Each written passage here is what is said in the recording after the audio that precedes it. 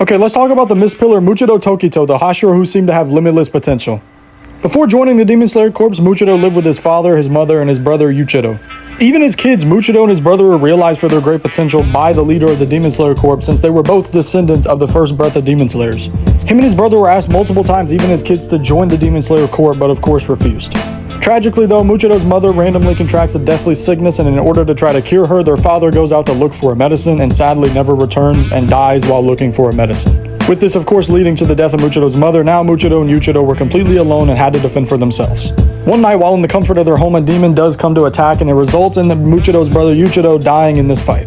After seeing the death of his brother, Muchido enters an absolute fit of rage and uses any tools he can find amongst the house to finish off the demon, which he does successfully, but from the trauma that this event caused for Muchido, not only does it cause him to lose his memories, but he goes into a more cold and rude attitude as described by Tanjiro. After this traumatic event, Muchido finally takes up on the offer to join the Demon Slayer Corps, and only after 2 months of training he becomes a hashira. Which, keep in mind, he did all this at the age of 14 years old, and it's normally expected to take around 4 years to reach the rank of hashira. In terms of actual feats, one of Muchido's best feats is taking down Upper Moon 5 basically by himself. He had the assistance of no other major characters or pillars there to help him.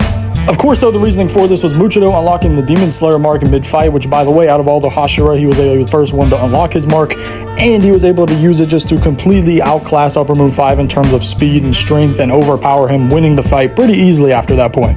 And this isn't even his best feat, as later on in the Infinity Castle arc, he dodges a few attacks from Kokoshibo and even saves Sanemi's life at one point from a direct attack from Kokoshibo, who is again the strongest Upper Moon.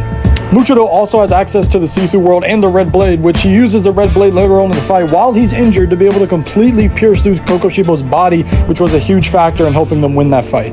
And while he is only 14, I mean, this is to be expected of someone who is a direct descendant from Kokoshibo's family/clan from hundreds of years ago, which was one of the strongest clans in the Demon Slayer verse. This is why I believe if Muchido had more time to train and be able to perfect his techniques, he could have easily been titled the strongest hashira.